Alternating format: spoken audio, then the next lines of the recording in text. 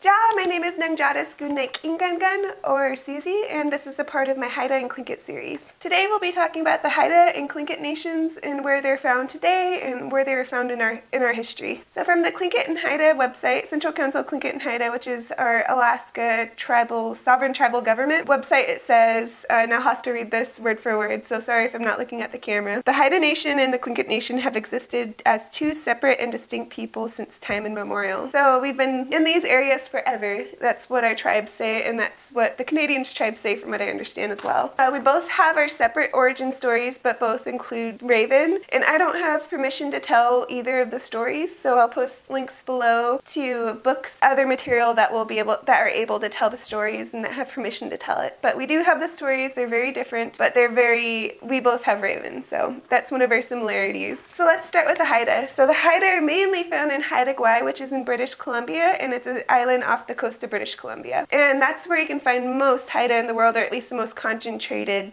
amount of Haida in the world. You can find us nowadays everywhere, but before contact with Spaniards or European people, we were mostly found there, and then the other place was in Prince of Wales Island in Alaska, and there were 6 villages, which now there are only 2, Heidelberg and Tsimshian. That's another big population point where you'd find Haida before contact. After contact, you can find us in any country, in any state, in any province. There's us now, and there was us before contact. One of the things that was mentioned a lot with the Haida people that I've gone through sources, I've had people debunk it, I've had people really preach it, was that Haida people were coming up north when Tlingit people were going up north, and Haida people were occupying the vacated villages of the Tlingit people. And I'm not sure if that's completely right. I think it depends on the family and the story that they tell, but that's one of the ones out there, and I'll post down below a link to, I think it's alaskahistorycourse.org. I wasn't a big fan of their whole write-up about Tlingit and Haida people, because I thought it was kind of a little bit on the lazy side, because they'd say all this cool stuff about Tlingit people and say Haida people are this similar but different, and that's not, you can't really go much off of it, because it's like saying someone from Alaska and New York, they're similar but they're different. Like comparing someone from way up north in Alaska to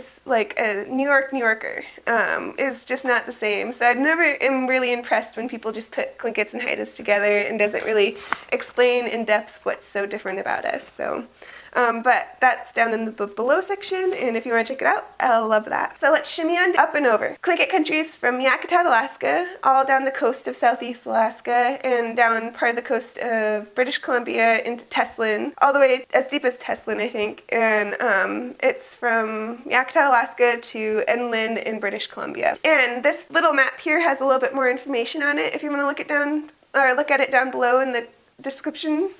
And Tlingits have these things called clans, which are kind of like villages or families or clans. They come from their clan, and then they have their clan, which is their city, town, village. And all that information will be down below. I encourage you to look through it, and I'll be talking about it a little bit later. Not too much in depth. I want this to be like an easy series to pick up and watch, and not spend 8 hours listening to the same person talking about the same subject for a long time. But each of these subjects you could do like a full 8-hour lecture series on these. But they were moving up north just as the Haida were, and they're intermingling more with the Eyak and the Athabascan people the further up north you go, and it's really fun to kind of see when up north Tlingits come down to Juneau, and Juneau's Tlingit country, so it's kind of in the middle, a little bit more south. See how different the southern Tlingits are or the northern Tlingits are, just because the southern Tlingits have more interactions with the Haida, and then the middle Tlingits have just other Tlingits to interact with, and then the northern Tlingits have the Eyak and the Athabascans to interact with. So that's always fascinating. Please subscribe to my videos. I make more videos like this every Thursday, talking about the difference between the Haida and Tlingit nation. On Tuesdays I do a weekly video, which is called My Language Journal,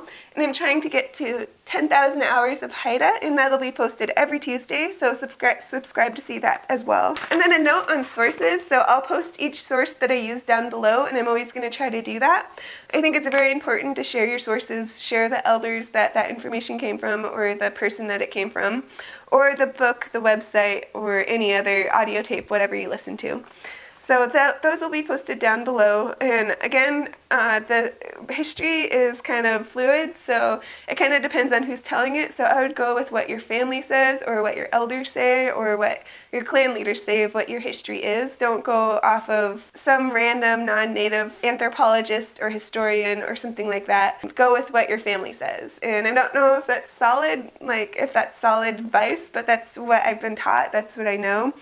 And if I say something completely different than what you've learned, please post that down below. I want to know. If you don't agree with me, that's fine too. My feelings aren't going to get hurt. I'm just saying what I've learned from my family, and what I want to share with people that don't know where to start. And one of the best places to start is in the sources, and then look at those sources, and you'll be good. So, however, for watching.